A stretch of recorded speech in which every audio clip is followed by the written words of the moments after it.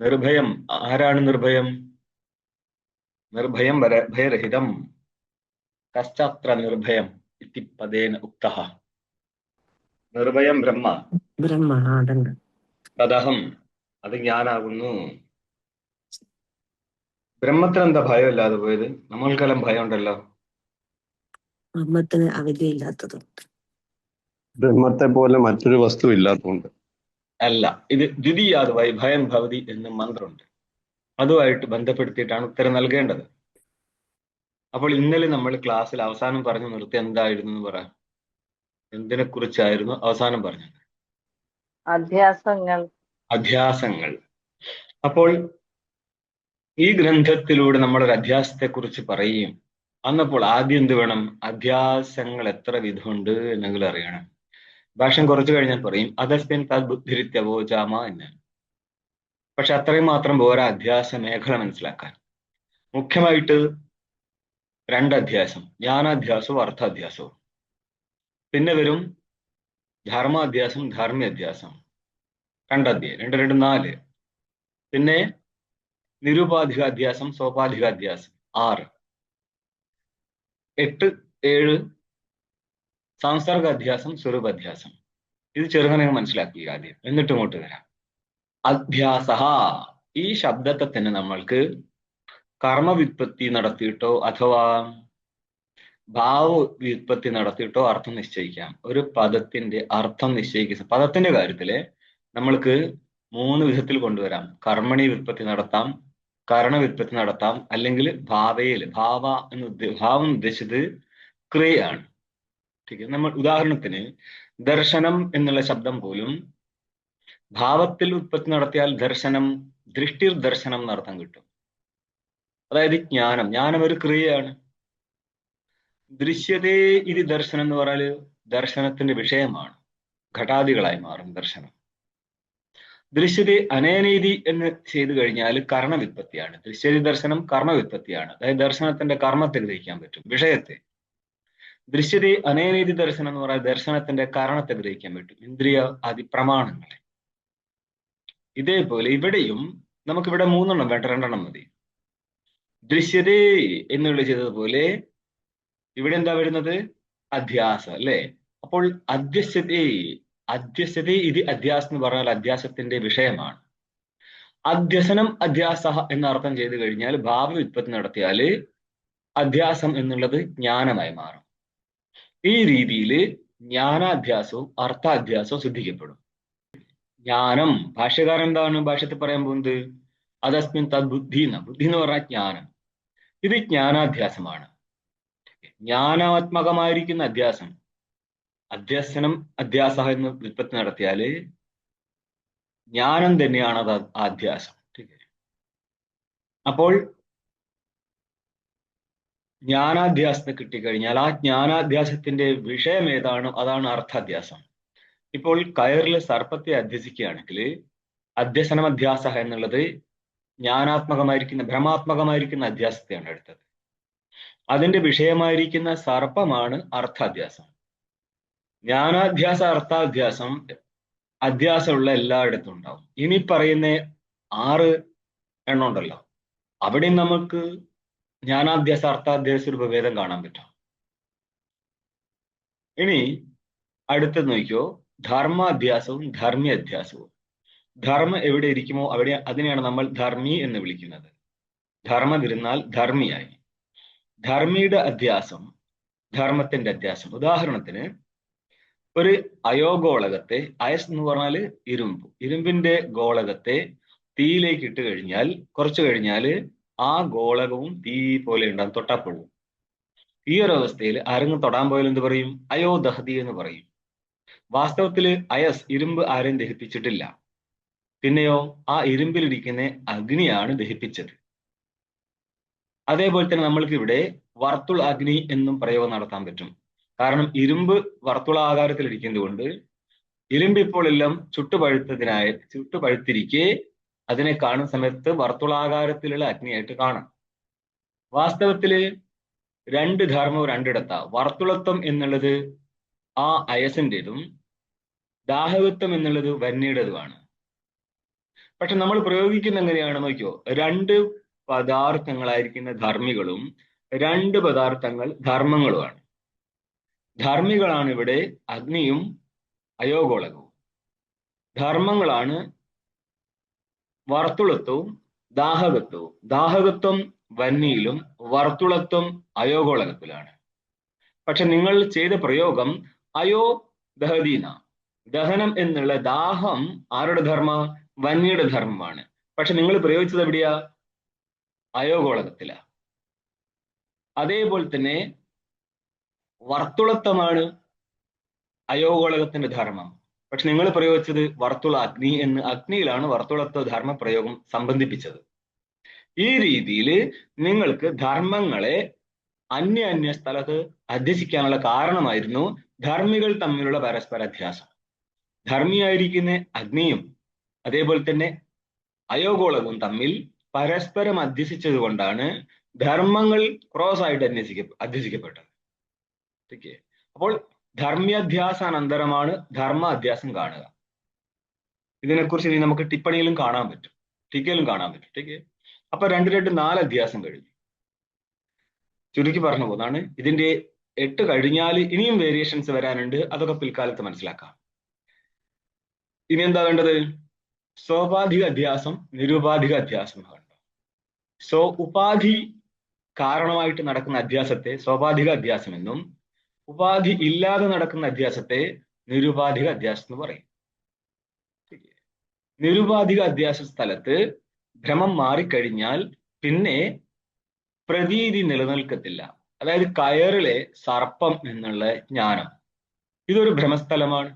ഇവിടെ ഒരു ഉപാധി നിലനിൽക്കുന്നില്ല. ഉപാധി ഇല്ലാതെ തന്നെ ദോഷങ്ങൾ കൊണ്ട്, കണ്ണിലെ ദോഷമോ ഇരുട്ട് എന്നുള്ള ദോഷമോ ഇങ്ങനെ ഇരിക്കുന്ന ദോഷങ്ങൾ കൊണ്ട് എന്ത് സംഭവിക്കാം? ഭ്രമം സംഭവിക്കാം. അവിടെ ഉപാധിയില്ല. ഇതുകൊണ്ട് ഈ അധ്യാസത്തെ നമ്മൾ നിരുപാധിക അധ്യാസം എന്ന് പറയും. എവിടെയാണ് ഉപാധി കാരണമായിട്ട് അധ്യാസം നടക്കുന്നത് അതിനെ നമ്മൾ സോപാധിക അധ്യാസം എന്ന് പറയും. ഉദാഹരണത്തിന് സ്ഫടികത്തിന്റെ സമീപത്ത് നമ്മളൊരു ചെമ്പരത്തിയോ ഏതെങ്കിലും ഒരു രൂപവത്തായിരിക്കുന്ന വസ്തുവിനെ വെച്ച് കഴിഞ്ഞാൽ ആ രൂപം എവിടെ അധ്യസിക്കപ്പെടും? സ്ഫടികത്തിലേക്ക് അധ്യസിക്കപ്പെടും. ഇവിടെ ഉപാധിയായിരിക്കുന്ന ജപാകുസുമ ചെമ്പരത്തി ഇരിക്കുന്നത് കൊണ്ടാണ് സ്ഫടികത്തില് ചെമ്പരത്തിയുടെ രൂപാധ്യാസം നടന്നത്. പക്ഷേ ചെമ്പരത്തിയും സ്ഫടികവും തമ്മിൽ അധ്യാസം നടക്കുന്നില്ല. കേവലം ധർമ്മത്തിന്റെ അധ്യാസം മറ്റൊരു ധർമ്മിയിൽ നടന്നതാണ്. ഇവിടെ ഇപ്പോൾ ഒരു ഉപാധിയായിട്ട് ചെമ്പരത്തി ഇരിക്കുന്നത് കൊണ്ടാണ് അധ്യാസം നടന്നുകൊണ്ടിരിക്കുന്നത്. അതിപ്പോൾ നമ്മൾക്ക് ദൂരത്ത് നിന്ന് കാണുന്ന സമയത്ത് ആ സ്ഫടികത്തെ നമ്മൾ എന്തായിട്ട് കാണും? ചുവന്ന നിറത്തോടു കൂടി കാണും. അപ്പൊ നമ്മൾ ഭ്രമിച്ചേക്കാം, ലോകത്ത് ചുമന്ന സ്ഫടികം ഉണ്ട് എന്നുള്ളത്. സ്ഫടികത്തിന് എല്ലായിടത്തും വെള്ള നിറം തന്നെയാണോ? ചെറിയ കളർ വ്യത്യാസം കാണാൻ. പക്ഷെ ഇവിടെ മൊത്തത്തിൽ ചുമന്ന നിറത്തിൽ കിട്ടാറില്ല. അതുകൊണ്ടാണ് പ്രശ്നം.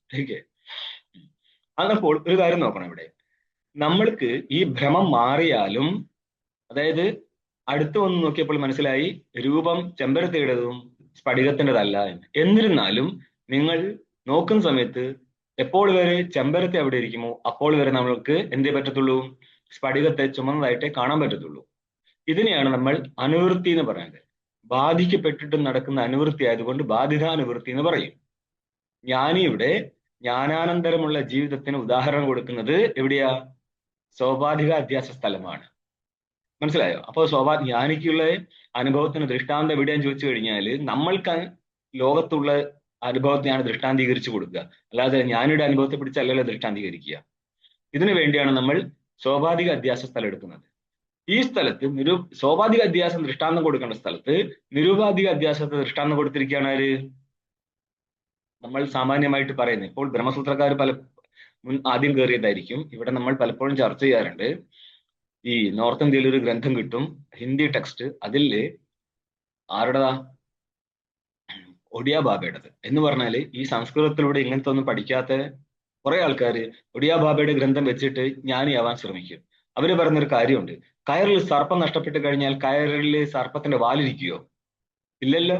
അതുകൊണ്ട് ജ്ഞാനിക്ക് ജഗത്തിരിക്കത്തില്ല. ശടിക്കാതെ ജ്ഞാനിയുടെ അനുഭവത്തിന് കൊടുക്കേണ്ട ദൃഷ്ടാന്തമായിരുന്നില്ല കയറിലെ സർപ്പം. കാരണം കയറിലെ സർപ്പം നിരുപാധിക അധ്യാസ സ്ഥലമാണ്. ജ്ഞാനിയുടെ അനുഭവത്തിന് സമാനമായിട്ട് കൊടുക്കേണ്ട ദൃഷ്ടാന്തം സ്വാഭാവിക അധ്യാസ സ്ഥലമാണ്. കയറിലെ സർപ്പം നിരുപാധിക അധ്യാസമാണ്. സ്ഫടികത്തിലെ രക്തിമയ സ്ഥലത്താണ് സ്വാഭാവിക അധ്യാസം വരുന്നത്. ഈ സ്ഥലമായിരുന്നു കൊടുക്കേണ്ടത്. കാരണം എപ്പോൾ വരെ ജ്ഞാനിക്ക് അന്ധക്കരണം നിലനിൽക്കുമോ അപ്പോൾ വരെ ജ്ഞാനിക്ക് ഈ ജഗത്ത് കണ്ടേ പറ്റത്തുള്ളൂ. ഈ ചില ഗ്രന്ഥങ്ങളിൽ, അതായത് ബംഗാളിൽ നിറയെ ഗ്രന്ഥം അത് മലയാളത്തിലേക്ക് തർജ്ജമ നടത്തി സ്പിരിച്വൽ ഫീൽഡുകളുണ്ട്. അവർ പറയും കിണറിലേക്ക്, അതായത് മധുരമുള്ള വെള്ളമുള്ള കിണറിലേക്ക് പലരും കുടിച്ചവരും പലരും ചാടിപ്പോയി, ഒരുത്തൻ മാത്രം പുറത്ത് വന്ന് വിളിച്ചു പറഞ്ഞു, നോക്കൂ ഇതാണ് മധുരമുള്ള വെള്ളം, കുടിക്കൂ. ഇങ്ങനെയുള്ള കൂതറ കഥകൾ നിങ്ങൾക്ക് കേൾക്കാം. ഏത്? ഞങ്ങൾ ഗുരു ഭയങ്കരം കാരുണികനാണ്, നിങ്ങൾക്ക് വേണ്ടി ജീവിക്കുകയാണ് മക്കളെ. അല്ല, പ്രാരബ്ധം അവസാനിക്കാതെ ഒരുത്തൻ ഇവിടുന്ന് പോകാൻ പറ്റത്തില്ല, അത് ജ്ഞാനിയാണെങ്കിൽ അജ്ഞാനിയാണെങ്കിൽ. പിന്നെ ചില മണ്ടന്മാര് പറയും ജ്ഞാനി അങ്ങോട്ട് കെട്ടിപ്പിടിച്ചു കഴിഞ്ഞാൽ മറ്റുള്ളവരുടെ പ്രാരബ്ധം സ്വീകരിക്കുന്നു. പ്രാരബ്ധം ജ്ഞാനിക്ക് സ്വന്തം പ്രാരബ്ധം മാറ്റാൻ പറ്റിയിട്ടില്ല, എന്നിട്ടല്ലേ മറ്റുള്ളവരുടെ പ്രാരബ്ധം മാറ്റി കൊടുക്കാൻ പോകും. മനസ്സിലായോ? ഭോഗാദേവ ക്ഷീയതേ, ഭോഗം കൊണ്ട് മാത്രം അനുഭവിച്ചാൽ മാത്രമേ പ്രാരബ്ധം മാറത്തുള്ളൂ. അത് ജ്ഞാനിക്കാണെങ്കിൽ അജ്ഞാനിക്കാണെങ്കിൽ. ഇവരൊക്കെ വിളിച്ചു പറയരുത്. ഇതിന്റെയൊക്കെ നിങ്ങളുടെ ഈ സ്പിരിച്വാലിറ്റി നിൽക്കുന്നത് ശാസ്ത്രത്തിലാണ്. ഏത്? ഫിലോസഫി ആയിട്ടിരിക്കുന്ന കാര്യങ്ങളിലാണ്. ഇതിനെ തെറ്റിദ്ധരിപ്പിച്ചുകൊണ്ട് നിങ്ങളുടെ ആചാര്യന്മാര്, നിങ്ങളുടെ ഗുരുക്കന്മാർ, സോക്കോൾ ഗുരുക്കന്മാർ പറഞ്ഞ മണ്ടത്തരമല്ല പ്രമാണം. അതൊക്കെ ഇവിടെ കിടന്ന് കളിച്ചോ. ശാസ്ത്ര മേഖലയിലേക്ക് ഒരു നിലവാരത്തിലും കയറി വരാൻ പറ്റത്തില്ല. സ്വന്തം പിള്ളേരെ പറ്റിക്കാൻ വേണ്ടി നിന്നാൽ മതി. അത് സന്യാസിയായിട്ട് ആണെങ്കിലും വേണ്ടില്ല, ഗൃഹസ്ഥനാണെങ്കിലും വേണ്ടിയില്ല, എല്ലാവർക്കും കൂടിയാണ്. അപ്പോൾ എന്ത് പറ്റി? 2, 4, 6 കഴിഞ്ഞു. ഓക്കെ, ഇനിയാണ് സാംസർഗാധ്യാസം, സ്വരൂപാധ്യാസം. ഇത് എല്ലാ സ്ഥലത്തും കയറി വരും. എന്ന് പറഞ്ഞാല് സ്വാഭാവികാധ്യാസമാണെങ്കിലും നിരുപാധിക അധ്യാസമാണെങ്കിലും നിങ്ങൾക്ക് ഇത് രണ്ടിനെയും കാണാം. അതായത് ജ്ഞാനാധ്യാസം അർത്ഥാധ്യാസം എന്നുള്ളത് എല്ലായിടത്തേക്കുള്ളതാണ്. അർത്ഥാധ്യാസ സ്ഥലത്ത് ഇത് കാണാം. അതെങ്ങനെയാ നോക്കുക. ഇപ്പോൾ കയറിൽ സർപ്പം അധ്യസിക്കപ്പെടുന്ന സമയത്ത് സർപ്പം അവിടെ ഇല്ല, കയർ അവിടെ ഉണ്ട്. അതുകൊണ്ട് തന്നെ സർപ്പത്തിന്റെ സ്വരൂപം അധ്യസിക്കപ്പെടുന്നുണ്ട്. കയറിന്റെ സ്വരൂപ അധ്യാസം നടക്കത്തില്ല, കാരണം കയർ അവിടെ ഉണ്ട്. ഉള്ള വസ്തുവിന്റെ സ്വരൂപത്തെ അധ്യസിക്കുന്നില്ല, ഇല്ലാത്ത വസ്തുവിന്റെ സ്വരൂപത്തെയാണ് അധ്യസിക്കുന്നത്. ഇനി സ്വരൂപാധ്യാസം മാത്രമല്ലല്ലോ, ഇവിടെ എന്താണ് പറയുന്നത്? അധ്യാസം എന്ന് പറഞ്ഞാല് ഏതിന്റെ അധ്യാസമാണ്? അവിടെ ഇരിക്കുന്ന താതാത്മ്യത്തിന്റെ അധ്യാസമാണ് പറയുന്നത്. ഏതിന്റെ താതാത്മ്യം? കയറും സർപ്പവും തമ്മിലുള്ള താതാത്മ്യം. കയറിലെ സർപ്പം എന്ന് പറഞ്ഞാൽ കയറില് സംയോഗ സംബന്ധത്തിലിരിക്കുന്ന സർപ്പത്തെ അല്ല ഗ്രഹിക്കുന്നത്, താതാത്മ്യത്തിലിരിക്കുന്ന സർപ്പമാണ്. എന്ന് പറഞ്ഞാൽ കയറിനെ നമ്മൾ സർപ്പമായിട്ട് തെറ്റിദ്ധരിച്ചത് കൊണ്ട് കയറാണ് സർപ്പം എന്ന് കരുതിയത്. അന്നപ്പോൾ കയറിന്റെ താതാത്മ്യം ഉള്ളതുപോലെ കയറിനെ സർപ്പമായിട്ട് ധരിക്കുന്നത് കൊണ്ട് കയറിൽ സർപ്പത്തിന്റെ താതാത്മ്യമുണ്ട്. ഈ താതാത്മ്യമാണ് എന്താണെന്ന് ചോദിക്കുന്നത്. താതാത്മ്യം എന്നുള്ളത് എന്താണ്? ഒരു സംബന്ധമാണ്. സംബന്ധത്തെയാണ് നമ്മൾ സംസർഗം എന്ന് പറയുന്നത്. ആ സംസർഗം, അതായത് കയറെവിടെ ഉണ്ടോ? ഉണ്ട്. ആ കയറിന് സർപ്പവുമായിട്ട് താതാത്മ്യം ഇല്ലേ? ഇല്ല. താതാത്മ്യം എന്നുള്ളത് ഒരു സംസർഗമാണ്. ആ സംസർഗത്തെയാണ് നമ്മൾ എന്ത് പറയുന്നത്? മിഥ്യയാകുന്നു. അതുകൊണ്ട് സർപ്പത്തിലെ കയറിന്റെ താതാത്മ്യവും കയറിലെ സർപ്പത്തിന്റെ താതാത്മ്യവും രണ്ടും നടക്കുന്നുണ്ട്. കയറിലെ സർപ്പത്തിന്റെ താതാത്മ്യവും സർപ്പത്തിൽ കയറിന്റെ താതാത്മ്യവും ഉണ്ട്. പരസ്പരം ഏകത്വം പ്രാപിച്ചല്ലേ. അപ്പോൾ കയറിലെ സർപ്പത്തിന്റെ താതാത്മ്യവും മിഥ്യയാണ്, സർപ്പത്തിലെ കയറിന്റെ താതാത്മ്യം എന്നുള്ള സംസർഗവും മിഥ്യയാണ്. അപ്പോൾ സംസർഗം മിഥ്യയാണ്. ഇവിടെ സ്വരൂപം അധ്യസിച്ചിട്ടില്ല, സംസർഗമാണ് അധ്യസിക്കപ്പെട്ടത്. ഏതിന്റെ? അധിഷ്ഠാനത്തിന്റെ സ്വരൂപം അധ്യസ്ഥത്തിൽ അധ്യസിക്കപ്പെടത്തില്ല. അതിന്റെ, അതായത് അധിഷ്ഠാനത്തിന്റെ സംസർഗം മാത്രമായിരിക്കും അധ്യസ്ഥ വസ്തുവിൽ അധ്യസിക്കപ്പെടുക. ഇത്രയൊക്കെ ബേസിക് പഠിക്കും, ബാക്കി പിന്നെ വരട്ടെ. അങ്ങനെ ഇപ്പോൾ 8 അധ്യാസമായി നിങ്ങൾക്ക്. ഇനി നിങ്ങൾക്ക് ഇനിയും വേരിയേഷൻ കാണാം. അതായത് രക്തസ്ഫടികം എന്ന് കണ്ടതുപോലെ ജോണ്ടിസ് ഉള്ള ആൾക്കാർക്ക് എന്ത് കാണാം? മഞ്ഞയായിട്ട് കാണാം വെള്ള വസ്തുവിനെ പോലും. അവിടെ സ്വാഭാവിക അധ്യാസമാണോ നിരുപാധിക അധ്യാസമാണോ എന്ന് ചോദിച്ചു കഴിഞ്ഞാൽ സ്വാഭാവിക അധ്യാസം ഇത്തരം പറയാൻ പാടില്ല. പക്ഷെ ഇത് തെറ്റാണ്. കാരണം സ്വാഭാവിക അധ്യാസ സ്ഥലത്ത് മറ്റുള്ളവർക്കും ഒരേപോലെ വസ്തുവിനെ കാണാൻ പറ്റും. പക്ഷെ ഇവിടെ ഇപ്പോൾ കൃത്രിമം കണ്ണിൽ മഞ്ഞ നിറമുള്ളവന് മാത്രമേ വിഷയത്തിൽ മഞ്ഞ കാണാൻ പറ്റത്തുള്ളൂ. അതുകൊണ്ട് ഇത് കണ്ണിന് പ്രമാണത്തോടു കൂടിയിരിക്കുന്ന ദോഷമാണിത്, അല്ലാതെ ഉപാധിയല്ല. ഇങ്ങനെയുള്ള ചെറിയ ചെറിയ കാര്യങ്ങളൊക്കെ ഇനി എത്രയോ വരാൻ കിടക്കുന്നുണ്ട്. ഇത് നമ്മുടെ ബേസിക് മാത്രമായി പറഞ്ഞു വന്നിട്ടുള്ളൂ. ഇത്രയും മനസ്സിലായല്ലോ. ഇനി നമ്മൾക്ക് ഇന്നലെ നിർത്തിയതിന്റെ ബാക്കി ഭാഗം കാണാം. ഇന്നലെ ടീക്കയിൽ നിർത്തിയിട്ട് ഭാഷ്യം തുടങ്ങിയതാണ് അല്ലേ? അപ്പോൾ ഇനി നിങ്ങളുടെ ഭാഷ്യം കണ്ടോ. യുഷ്മത് അസ്മത് പ്രത്യയ ഗോചരയോഹോ വിഷയ വിഷയണോഹോ തമപ്രകാശവത് വിരുദ്ധ സ്വഭാവയോഹോ ഇതരേതര അനുഭവത്വ സിദ്ധായാം തദ് ധർമാണമപി സുതരാം ഇതരേതര ഭാവാനുപപത്തി ഇത്യതഃ. അത് പിന്നെ നോക്കാം. യുഷ്മത് അസ്മത് പ്രത്യയ ഗോചരയോഹോ. ഇവിടെ യുഷ്മത് എന്നുള്ളത് യുഷ്മത് പ്രാതിപതികത്തിൽ നിന്ന് എവിടെ എത്തും? ഏത് രൂപം ഉണ്ടാക്കാൻ പറ്റും? യുഷ്മ ശബ്ദത്തിന്റെ രൂപം പറഞ്ഞേ. അപ്പൊ അസ്മ ശബ്ദത്തിന്റെ രൂപം പറ. അഹമാവാൻ വയ്യ. അപ്പൊ യുഷ്മ ശബ്ദത്തിന്റെ ഒന്ന് യുഷ്മത്, രണ്ടാമത്തത് അസ്മത്. ഇവിടെ ഇപ്പൊ ടീക്കയിലേക്ക് നമ്മൾ കയറിയാൽ പറയും 3 വിധത്തിൽ വിരോധമുണ്ട്. അതിനെ തന്നെ 2 വിധത്തിലേക്ക് ആക്കിയിട്ട് കാണാം. അതൊന്ന് കാണത്തില്ല, നമുക്ക് നാളെ വരാൻ പറ്റത്തുള്ളൂ. അപ്പൊ യുഷ്മത് എന്നുള്ളതിന് ഒരർത്ഥമുണ്ട്. ശബ്ദത്തിന്റെ അർത്ഥത്തെ എടുത്തു ഇവിടെ ഇപ്പോൾ. ശരി, ഇവിടെ യുഷ്മത് എന്നുള്ളത് കൊണ്ട് സകല ജഡപദാർത്ഥം എടുത്തുകൊള്ളുക. അസ്മത് എന്നുള്ളത് കൊണ്ട് സകല ചേതന പദാർത്ഥങ്ങളെയും ഗ്രഹിക്കുക. സകല ചേതന പദാർത്ഥങ്ങൾ ഗ്രഹിക്കേണ്ട ആവശ്യമുണ്ടോ? നിങ്ങൾ അദ്വൈത സിദ്ധാന്തത്തിൽ ഒറ്റ ചേതനയല്ലേ ഉള്ളൂ. അത് ഞങ്ങൾക്കറിയാം. അത് പറഞ്ഞുതരാനാണ് തുടങ്ങുന്നത്. അതുകൊണ്ട് ഞങ്ങളിവിടെ അസ്മ ശബ്ദം കൊണ്ട് സകല ഔപാധിക ഭേദത്തോടു കൂടിയിരിക്കുന്ന സകല ചേതനന്മാരെയും ഗ്രഹിക്കും. എന്നാൽ ഈ ചേതനൻ സ്വരൂപത്തിൽ നിത്യശുദ്ധ ബുദ്ധമുക്തനല്ലേ? ആണ്. ആയതുകൊണ്ട് ജഡമായിരിക്കുന്ന, തീർത്തും വിലക്ഷണമായിരിക്കുന്ന സ്വരൂപത്തിൽ വിരോധമുള്ള ജഡവസ്തുക്കളുമായിട്ട് ഈ ചേതനൻ ഒരിക്കലും സംബന്ധം വരാൻ പാടില്ലായിരുന്നു. ഇതാണ് നമ്മളുടെ ഈ പ്രസംഗം തുടങ്ങാനുള്ള കാരണം. ഇതിനെ നമ്മൾ അധ്യാസ ഭാഷ എന്ന് പറയും. സൂത്രം തുടങ്ങുന്നതിന് മുന്നേ സൂത്ര സംബന്ധിയായിട്ടിരിക്കുന്ന അധ്യാസത്തെ നിരൂപണം നടത്തുകയാണ്. അതായത് ജഗത് അധ്യസ്ഥമല്ലായിരുന്നു എങ്കിൽ ജ്ഞാനത്താല് ഈ ജഗത്തിന്റെ ഈ അനർത്ഥത്തിന്റെ നിവൃത്തി നടക്കത്തില്ലായിരുന്നു. അന്നപ്പോൾ ജ്ഞാനത്തെ വിധാനം നടത്തിയതാണ് എവിടെ? ആത്മാവാര് ദ്രഷ്ടവ്യ എന്നുള്ള സ്ഥലത്ത്. ശരിക്കും ജ്ഞാനത്തെ വിധാനം നടത്തിയാൽ ജ്ഞാനയോഗ്യമാണ് ബ്രഹ്മ എന്നാണ് പറഞ്ഞത്. ആ ജ്ഞാനപ്രാപ്തിക്കുള്ള ശ്രവണ മരണ നിധിധ്യാസനങ്ങളെ വിധിച്ചതാണ് പിന്നെ ശ്രോതവ്യം, മന്തവ്യം, നിധിധ്യാസ്തവ്യം എന്ന്. ആ ശ്രവണ വിധിയുടെ അധികാരി ആരാണ്, വിഷയം എന്താണ്, പ്രയോജനം എന്താണ്, സംബന്ധം എന്താണ് എന്നുള്ള നിരൂപണം നടത്താനാണ്, നിശ്ചയിക്കാനാണ് ഈ സൂത്രം തുടങ്ങുന്നത്. അതുകൊണ്ട് തന്നെ സൂത്രത്തിന് അധ്യാസവുമായിട്ട് പരമ്പരാ സംബന്ധം നിലനിൽക്കുന്നുണ്ട്, ആർത്തികമായിരിക്കുന്ന ഒരു സംബന്ധം നിലനിൽക്കുന്നുണ്ട്. ശരി, അപ്പോൾ അധ്യാസ നിരൂപണം നടത്തിയിട്ടില്ല എങ്കിൽ എന്ത് പറ്റത്തില്ല? ജഗത് അധ്യസ്ഥമാണെന്ന് നിശ്ചയിക്കാൻ പറ്റാത്തത് കൊണ്ട് ജ്ഞാന നിവർത്തിത്വം കിട്ടത്തില്ല. പിന്നെ ജ്ഞാനത്തിന് വേണ്ടിയുള്ള ശ്രവണ വിധാനം സംഗതമല്ലാതെ പോകും. അതുകൊണ്ടാണ് ഭാഷ്യകാരൻ തുടക്കത്തിൽ തന്നെ അധ്യാസ നിരൂപണം ആരംഭിച്ചത്, തുടക്കത്തിൽ തന്നെ അധ്യാസം നിരൂപിച്ചത്. അന്നപ്പോൾ ഇവിടെ പറയുന്നത് പൂർവപക്ഷിയുടെ ഗ്രന്ഥമായിട്ട് ഇതിനെ കണക്കാക്കാം. അതായത് ആദ്യം തന്നെ അധ്യാസം സംഭവിക്കത്തില്ല എന്ന് ആക്ഷേപം ചെയ്യുകയാണ്. കാരണം ഒന്ന് യുഷ്മദാർത്ഥമായിരിക്കുന്ന ജഡപദാർത്ഥങ്ങളും മറ്റൊന്ന് അസ്മദാർത്ഥങ്ങളായിരിക്കുന്ന ചേതന പദാർത്ഥങ്ങളുമാണ്.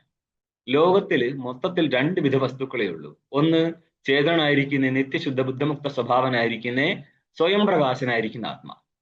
മറ്റൊരു വസ്തുക്കൾ ജഡങ്ങളാണെങ്കിലും അവയും പ്രകാശിക്കും. എപ്പോൾ? ചേതനായിരിക്കുന്ന സ്വയം പ്രകാശന്റെ സംബന്ധം നേരിടുന്ന സമയത്ത്. നിങ്ങൾ ഇനി ഹയർ ടെക്സ്റ്റ് കണ്ടാൽ എല്ലാ സ്ഥലത്തും ഉള്ളൊരു ബേസിക് കാര്യം ഇവിടെയായിരിക്കും. ഇതിൽ നിന്നിട്ടാണ് ചർച്ച വരുന്നത്. ഇതെന്തിനാ? നമ്മൾക്ക് അറിയേണ്ടതിന്റെ, അതായത് നിങ്ങൾ ഉപനിഷത്തിലൂടെ പോയാലും പ്രക്രിയാവശത്തൂടെ പോകുന്നില്ല എങ്കിൽ നമ്മൾ മനസ്സിലാക്കാൻ വിട്ടുപോകുന്ന കുറെ കാര്യങ്ങളുണ്ട്. അതായത് എപ്രകാരം അഗ്നി ദാഹസ്വരൂപനായിട്ടും വിഷയത്തെ, വിറക് പോലുള്ള വിഷയങ്ങളെ കിട്ടാതിരിക്കുമ്പോൾ അവൻ ദാഹകനല്ലാതിരിക്കുന്നുവോ, അല്ലെങ്കിൽ പ്രകാശ സ്വരൂപനായിരിക്കുന്ന ആദിത്യൻ പ്രകാശങ്ങളെ കിട്ടാതിരിക്കുമ്പോൾ കേവലം പ്രകാശൻ മാത്രമാണ് പ്രകാശകൻ ആവത്തില്ല. പ്രകാശമാണത്. പ്രകാശകനാവണമെങ്കിൽ പ്രകാശ വസ്തുക്കളെ കിട്ടണം. ഇതേപോലെ ചേതനൻ അവന് വിഷയങ്ങളെ കിട്ടുമ്പോഴാണ് അവൻ വിഷയങ്ങളുടെ പ്രകാശകനായിട്ടിരിക്കുന്നത്. ആ പ്രകാശകനായിട്ടിരിക്കുന്ന സ്വഭാവമാണ് സാക്ഷിയിൽ നിന്ന് അഭിന്നമായിരിക്കുന്ന പ്രമാതാവിൻ്റെത്. അന്നപ്പോൾ ഈ പ്രമാതാഭിന്നമായിരിക്കുന്ന സാക്ഷി ചേതനൻ വാസ്തവത്തില് സ്വയം പ്രകാശനായിരിക്കുന്ന ആത്മാവാണ്. അവനും അവനാൽ പ്രകാശിപ്പിക്കപ്പെടുന്ന വസ്തുക്കൾ മാത്രമാണ് ഈ ലോകത്തുള്ളൂ. അന്നപ്പോൾ തന്റെ സ്വരൂപം ചൈതന്യ സ്വരൂപമാണെന്ന് മനസ്സിലാക്കാൻ വേണ്ടിയാണ് ജഡങ്ങളായിരിക്കുന്ന പദാർത്ഥങ്ങളുടെ സൃഷ്ടിയും അതിനെ സംബന്ധിച്ചിട്ട് അതിന്റെ പ്രകാശകനായിരിക്കുന്ന ചേതനനെ നിരൂപണം നടത്തുന്നത്. ഇതുവഴി ഒരു പ്രകാശകനുണ്ടെന്നും അവന്റെ പ്രകാശ വസ്തുക്കളാണ് ജഗത്തെന്നും മനസ്സിലായി കഴിഞ്ഞാൽ പ്രകാശങ്ങൾ അധ്യസിക്കപ്പെട്ടത് ആവൃത ചൈതന്യത്തിലും പ്രകാശകൻ അനാവൃതനായിക്കൊണ്ട് വിഷയങ്ങളെ പ്രകാശിപ്പിക്കും എന്നുള്ള സിദ്ധാന്തം മനസ്സിലാക്കുക. ഇനി നിങ്ങളുടെ സ്വഭാവത്തെ മനസ്സിലാക്കാൻ വേണ്ടിയാണ് പറയുന്നത്, നിങ്ങൾ ആവൃതനായിരുന്നപ്പോഴാണ് ഈ വസ്തുക്കൾ അധ്യസിക്കപ്പെട്ടത് എന്നുള്ളതും അനാവൃതനായിരിക്കുന്ന നിങ്ങളാണ് ഈ വസ്തുവിനെ പ്രകാശിപ്പിക്കുന്നത് എന്ന് മനസ്സിലാക്കി കഴിഞ്ഞാൽ ഞാനൊരു സകല വസ്തു പ്രകാശനായിരിക്കുന്ന നിത്യശുദ്ധ ബുദ്ധമുക്ത സ്വഭാവനാണെന്ന് മനസ്സിലാക്കാം. ഇതിനു വേണ്ടിയാണ് ഈ പ്രക്രിയ ആരംഭിക്കുന്നത്. അല്ലാതെ മക്കളെ ശാസ്ത്രം കൊണ്ട് ബോധം ഉണ്ടാവത്തില്ല, ആരെങ്കിലും അധ്യയനത്തിലൂടെ ബോധം ഉണ്ടായതായിട്ട് കണ്ടിട്ടുണ്ടോ എന്നൊക്കെ ചോദിക്കുന്ന മണ്ടത്തരം ചോദിച്ചേക്കരുത്. അങ്ങനെ സോക്കോൾഡ് ഗുരുക്കന്മാർ അങ്ങനെ പല പരിപാടി ഇറക്കും ഭൂലോകത്ത്. ടീക്കേ. അപ്പോൾ പറയാണ് യുഷ്മത് ഒരുന്ന്, അതായത് യുഷ്മ ശബ്ദത്തിന്റെ അർത്ഥങ്ങളായിരിക്കുന്ന ജഡപദാർത്ഥങ്ങൾ, അസ്മത് ശബ്ദത്തിന്റെ അർത്ഥങ്ങളായിരിക്കുന്ന ചേതന പദാർത്ഥങ്ങൾ. ഇവ തമ്മിൽ പരസ്പര വിരോധം നേരിടുന്നുണ്ട്. ഇപ്പോൾ സ്വരൂപത്തിൽ വിരോധമുണ്ട്, അല്ലെങ്കിൽ ശബ്ദവാച്യത്തിന് വിരോധമുണ്ട്. യുഷ്മ ശബ്ദവാച്യവും അസ്മ ശബ്ദവാച്യവും ഒന്നല്ല, രണ്ടും തീർത്തും വിലക്ഷണമാണ്. അല്ലെങ്കിൽ യുഷ്മ പദയോഗ്യം അസ്മത് പദയോഗ്യങ്ങൾ തീർത്തും വിലക്ഷണങ്ങളാണ്. ആ രീതിയിൽ അവയ്ക്ക് വിരോധമുണ്ട്. ഒന്ന്. രണ്ടാമത്തത് പ്രത്യയ ശബ്ദത്തെ തന്നെ രണ്ട് രീതിയിൽ വ്യാഖ്യാനം ചെയ്യണം. അതായത് വ്യുത്പത്തി, അതിന്റെ ആ പദത്തിന്റെ വ്യുത്പത്തി എന്ന് ഉദ്ദേശിച്ചത് അർത്ഥനിർണയം. അപ്പോൾ പ്രതീയതേ ഇത് പ്രതീതി എന്ന് ഭാവത്തിൽ അർത്ഥം ചെയ്തു കഴിഞ്ഞാൽ ജ്ഞാനവും, പ്രതീയതേ ഇത് പ്രതീതി എന്ന് പറഞ്ഞാൽ പ്രതീതിയുടെ വിഷയമാണ്. അതായത് ചേതനന്റെ വിഷയങ്ങളായിരിക്കും ജഡവസ്തുക്കൾ. പിന്നെ നിങ്ങൾക്ക് കാണാം ടീക്കയില് പ്രതീതിത്വാത് പ്രത്യയ എന്ന് അർത്ഥം ചെയ്യുന്നുണ്ട്. അതായത് പ്രത്യയ ശബ്ദമാണല്ലോ, പ്രതീതി പ്രത്യയ, പ്രതീയതേ ഇത് പ്രത്യയ എന്നും പ്രതീതി പ്രത്യയ എന്നും അങ്ങനെ ചെയ്യും. ശരി. പ്രതീയതേ ഇത് പ്രത്യയ എന്ന് പറഞ്ഞാൽ പ്രതീതിയുടെ വിഷയത്തെയാണ് പറഞ്ഞത് പ്രത്യയ ശബ്ദം കൊണ്ട്. പ്രതീതി പ്രത്യയ എന്ന് പറഞ്ഞാൽ ജ്ഞാനത്തെയാണ് പറയുന്നത്. അപ്പോൾ ഭാവത്തിൽ വ്യുത്പത്തി നടത്തിയാൽ ജ്ഞാനമെന്നും കർമ്മത്തിൽ വ്യുത്പത്തി നടത്തിയാൽ വിഷയവുമെന്നും അർത്ഥം കിട്ടും പ്രത്യയ ശബ്ദത്തിന്. ഈ ജ്ഞാനവും വിഷയവും രണ്ടും വിരുദ്ധ പദാർത്ഥങ്ങളല്ലേ? ഒന്ന് പ്രകാശകനും ഒന്ന് പ്രകാശവുമാണ്. ഇനി അടുത്ത പദമാണ് ഗോചരം. ഗോചരം എന്ന് സാമാന്യമായിട്ട് ഗോചര ശബ്ദത്തിന് വിഷയം എന്ന അർത്ഥം കിട്ടാറ്. പക്ഷെ ഇവിടെ ഇപ്പോൾ ഗോചര ശബ്ദത്തിന് വ്യവഹാരം അർത്ഥം ചെയ്യും. ടീക്ക്. അന്നപ്പോൾ വ്യവഹാരം കൊണ്ടും ഭേദമുണ്ട്. വ്യവഹാരം എത്ര വിധത്തിലുണ്ട്? അഭിജ്ഞ, അഭിവദനം, ഹാനോപാദാനം, അർത്ഥക്രിയ എന്നിങ്ങനെ 4 വിധത്തില് വ്യവഹാരം വരുന്നുണ്ട്. ഇവിടെ പല രീതിയിലും ഇവിടെ അന്വയിക്കാൻ പറ്റും. സാമാന്യമായിട്ട് ഇങ്ങനെ മനസ്സിലാക്കുക, ഇതന്ത്വേന വ്യവഹരിക്കാൻ പറ്റുന്ന വസ്തുക്കളാണ് ഈ കാണുന്ന ജഡപദാർത്ഥങ്ങളെല്ലാം. അഹം എന്ന് വ്യവഹരിക്കാനുള്ള യോഗ്യത എവിടെയുണ്ട്? ചേതനിലുണ്ട്. ഈ രീതിയിൽ ഇതിന് ഡീറ്റെയിൽ തരാം. കാരണം ജ്ഞാനിയെ സംബന്ധിച്ചാണ് നിത്യശുദ്ധ ബുദ്ധമുക്ത ബ്രഹ്മത്തിൽ ജ്ഞാനം എന്നുള്ള അഭിമാനം. നമ്മൾക്ക് ജ്ഞാനം എന്ന് അഭിമാനിക്കാൻ പറ്റുന്ന ഇടം അധ്യസ്ഥ സ്ഥലമാണ്. അഹങ്കാരവും ചേതനുമായിട്ട് അധ്യാസം നടന്നിട്ട് അന്ധകരണവും ചേതനുമായിട്ട് അധ്യാസം നടന്നിട്ട് ഇരിക്കുന്ന രൂപമാണ് അഹങ്കാരം എന്നുള്ളത്. ആ അഹങ്കാരത്തിലാണ് നമ്മൾക്കെല്ലാം അഹംബുദ്ധി ഉള്ളത്. ഈ അഹംബുദ്ധി സ്ഥലം, നമ്മൾക്ക് അഹംബുദ്ധി ഉണ്ടെങ്കിലും ജ്ഞാനിക്ക് അഹംബുദ്ധി ഇവിടെ ഇല്ല. ജ്ഞാനിയുടെ അഹംബുദ്ധി എവിടെയായിരിക്കും? ചേതനിലാണ്. ശുദ്ധ ചൈതന്യമാണ് ഞാൻ എന്നുള്ള ബുദ്ധി ഉള്ളത് കൊണ്ടല്ലേ ജ്ഞാനിയായത്. അതുകൊണ്ട് തന്നെ അഹങ്കാരത്തിൽ അങ്ങേർക്ക് എന്ത് ബുദ്ധി ഉണ്ടാവും? ഇതം യുഷ്മ പ്രത്യയത്തിന് വിഷയമായി മാറും. ഈ രീതിയിൽ അതായത് യുഷ്മദസ്മത് പ്രത്യയങ്ങൾ യുഷ്മദസ്മത് വസ്തുക്കൾ അല്ലെങ്കിൽ ശബ്ദ വിഷയങ്ങൾ പ്രത്യയ രൂപത്തിലും വിരോധം നേരിടുന്നവയാണ്. വ്യവഹാരതലത്തിലും വിരോധം നേരിടുന്നവയാണ്, സ്വരൂപത്തിലും വിരോധം നേരിടുന്നവയാണ്. ഇങ്ങനെ 6 രീതിയിൽ വിരോധം ഇവയ്ക്കുണ്ട്. ഇനി നോക്കിയോ, യുഷ്മദാത്മ പ്രത്യയ ഗോചരയോർ എന്താണിവ? വിഷയ വിഷയിണോഹോ, വിഷയം ഏതിനാണോ ഉള്ളത് അവനാണ് വിഷയി. വിഷയി ആരാ? ഞാൻ നേരത്തെ പറഞ്ഞതിന് കാര്യമായിട്ട് സംബന്ധിപ്പിച്ച് മനസ്സിലാക്കാം. വിഷയം ആർക്കാണുള്ളത് അവനാണ് വിഷയി എന്ന് പറഞ്ഞാൽ വിഷയത്തെ ആരാണോ പ്രകാശിപ്പിക്കുന്നത് അവനാണ് വിഷയി. അപ്പോൾ ആരായിരിക്കും വിഷയി? ചേതനായിരിക്കും വിഷയി. ചേതനൻ എങ്ങനെയാണ് വിഷയത്തെ പ്രകാശിപ്പിക്കുന്നത് എന്ന് പറഞ്ഞ്? സ്വയം പ്രകാശനായിരുന്നു കൊണ്ട് മറ്റു വസ്തുക്കളെ പ്രകാശിപ്പിക്കുന്നു. അപ്പോൾ സ്വയം പ്രകാശനം ആരായി മാറും? സാക്ഷി. സാക്ഷിയായിട്ടിരിക്കും. ആ സ്വയം പ്രകാശൻ സാക്ഷി സ്വരൂപനായിക്കൊണ്ട് സാക്ഷി തന്നെ പ്രമാതാവ് പ്രകാശിച്ചാലും സാക്ഷിയാണ് പ്രകാശിപ്പിക്കുക, പ്രമാതാവ് ഇല്ലാത്തപ്പോഴും സാക്ഷിയാണ് പ്രകാശിപ്പിക്കുക. അപ്പോൾ പ്രകാശം പ്രകാശക രൂപത്തിലേക്ക് വരുന്നു എന്ന് പറഞ്ഞാൽ സാക്ഷി പ്രകാശകനാണ്. സാക്ഷി പ്രകാശകനായിട്ട് ഇരിക്കുമ്പോൾ സാക്ഷി എപ്പോഴും ഉപഹിതനായിട്ട് ഇരിക്കത്തുള്ളൂ. അവിടെ നിന്ന് അനുപഹിതനായിരിക്കുന്ന പ്രകാശ സ്വരൂപത്തെ മനസ്സിലാക്കിക്കൊള്ളണം. അവൻ പ്രകാശകനാവത്തില്ല കുട്ടികളെ, മനസ്സിലായോ? അതെന്തുകൊണ്ട്? അവനല്ലേ പ്രകാശകൻ? അതെ, അവൻ തന്നെയാണ് പ്രകാശകൻ. എപ്പോൾ? വിഷയം കിട്ടുകയും അവൻ ഉപഹിതനാവുകയും ചെയ്യുമ്പോൾ. അന്ധകരണത്തിന്റെയോ അഥവാ അവിദ്യയുടെയോ സംബന്ധമില്ല എങ്കിൽ പ്രകാശ സ്വരൂപൻ പ്രകാശകനാവത്തില്ല. ശ്രദ്ധിച്ചോ? കാരണം ഇതൊക്കെ മനസ്സിലാകുമ്പോഴേക്കും വയസ്സ് കുറെ തീരും, 10 ടെക്സ്റ്റെങ്കിലും കഴിയും.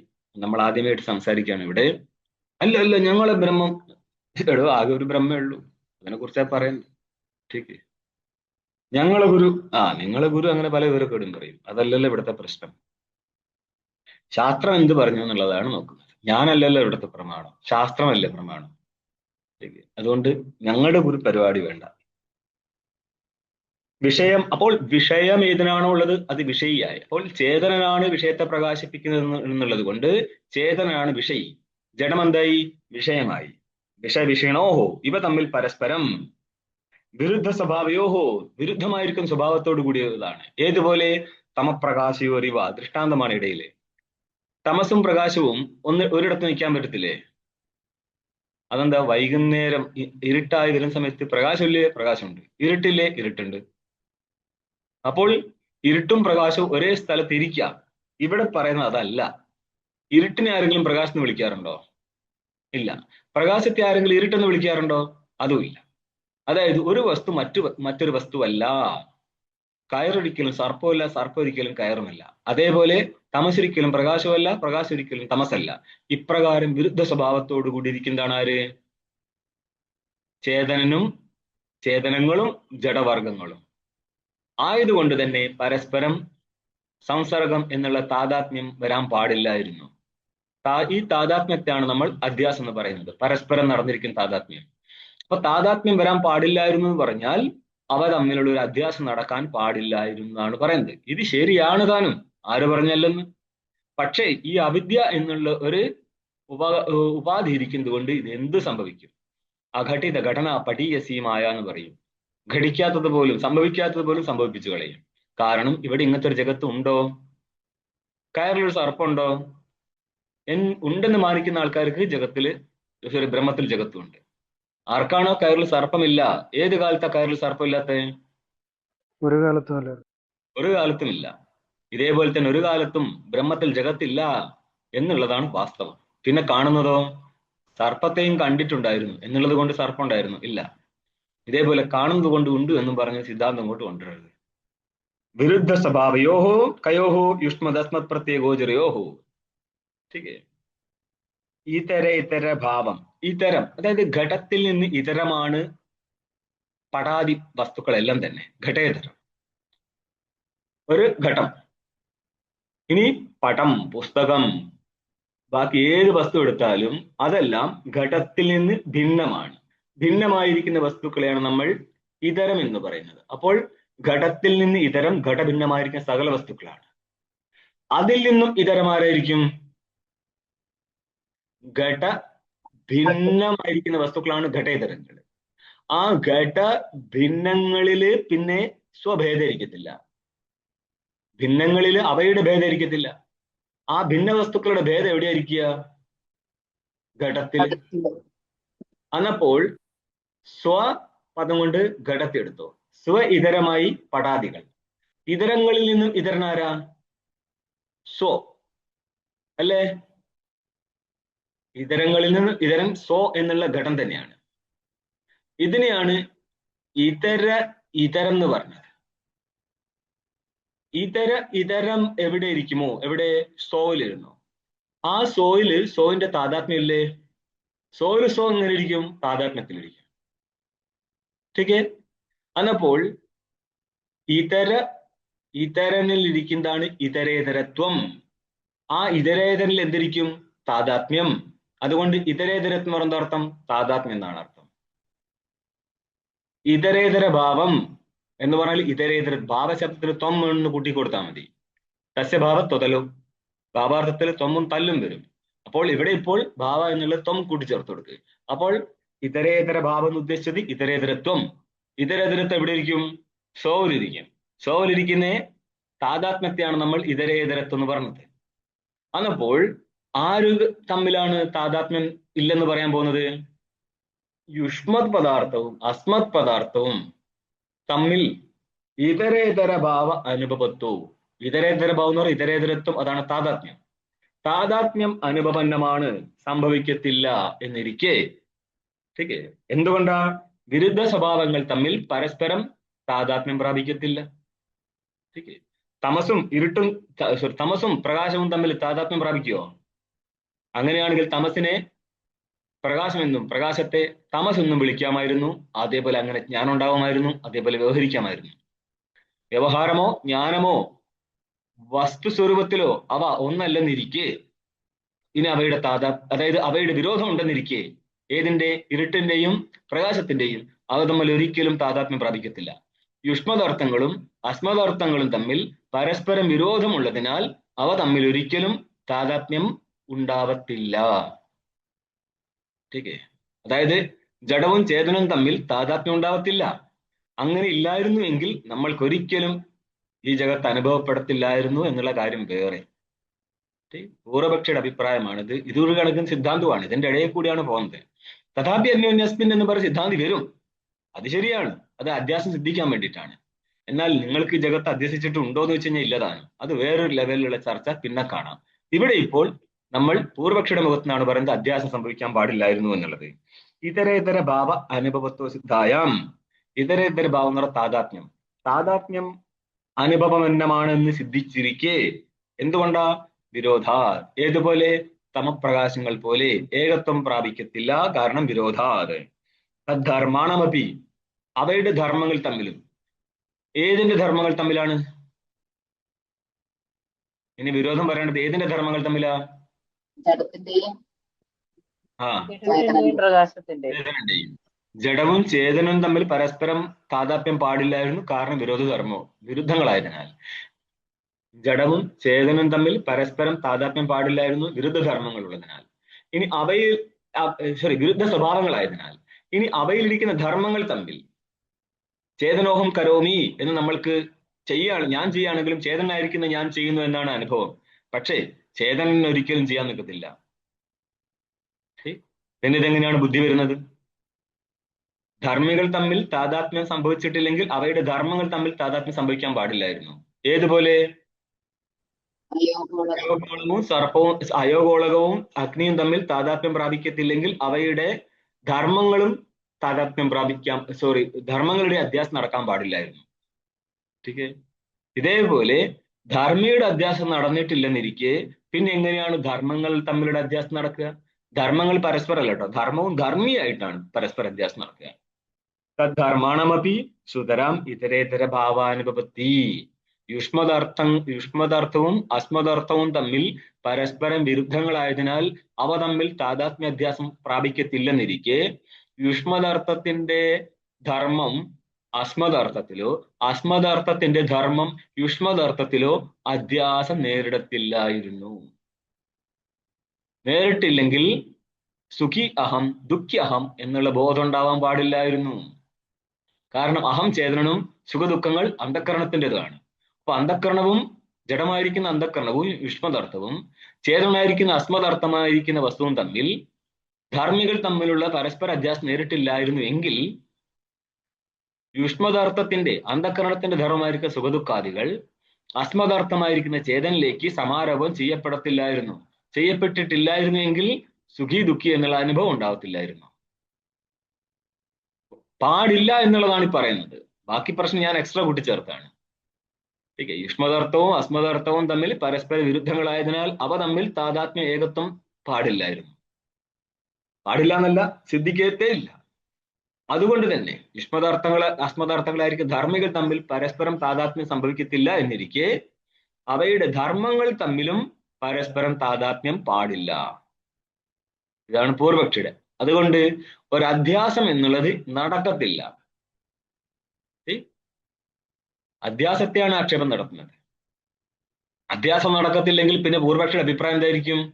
ഇതൊക്കെ വാസ്തവമാണ് ഇങ്ങനെയുള്ള ജഗത്ത്. ജഗത്ത് വാസ്തവം എവിടെ കാണത്തില്ല, ഇത് വേറെ വഴിക്ക് പോയിക്കൊണ്ടിരിക്കുക. എക്സ്ട്രാ നിങ്ങൾ കഴിഞ്ഞിട്ട് മനസ്സിലാക്കണം. ഇനി നമ്മൾ ടീക നോക്കിയോ കുറച്ച്. ഏതേന സൂത്രാർത്ഥ അസ്പർശിത്വാത് അധ്യാസഗ്രന്ഥോ ന ഭാഷ്യമിതി നിരസ്തം ആർത്തികാർത്ഥ സ്പർശിത്വാത്. ചിലര് ആക്ഷേപം നടത്തുന്നുണ്ട്. സൂത്രാർത്ഥ അസ്പർശിത്വാത്, സൂത്രത്തിന്റെ അർത്ഥമായിട്ട് ഈ ഭാഷ്യത്തിന് സംബന്ധഭാഷ്യത്തിന് സംബന്ധം കാണാത്തതിനാൽ, സോറി അധ്യാസ ഭാഷ്യത്തിന് സംബന്ധം കാണാത്തതിനാൽ, ठीक है, സംബന്ധമാണ് ഇവിടുത്തെ സംബന്ധം. എന്താണ്? ഉപോദ്ഘാത സംബന്ധമാണ്. ठीक है, അതുകൊണ്ട് തന്നെ ഉപോദ്ഘാത ഭാഷ എന്നതിന് പേരുണ്ട്.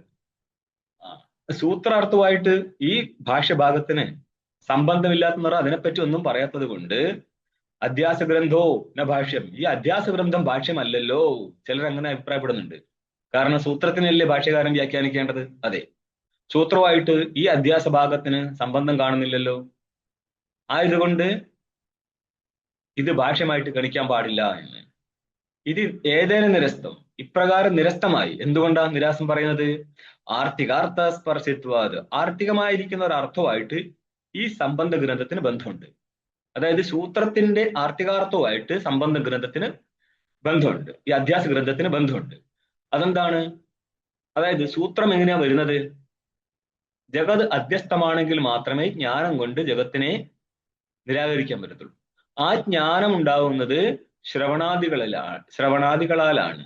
ശ്രവണ മരണ നിധ്യാസനം കൊണ്ടാണ് ജ്ഞാനം ഉത്പന്നമാവുന്നത്. അവിടെ ശ്രവണാദികളിലാണ് വിധി കാണുന്നത്, ശ്രവണവിധി.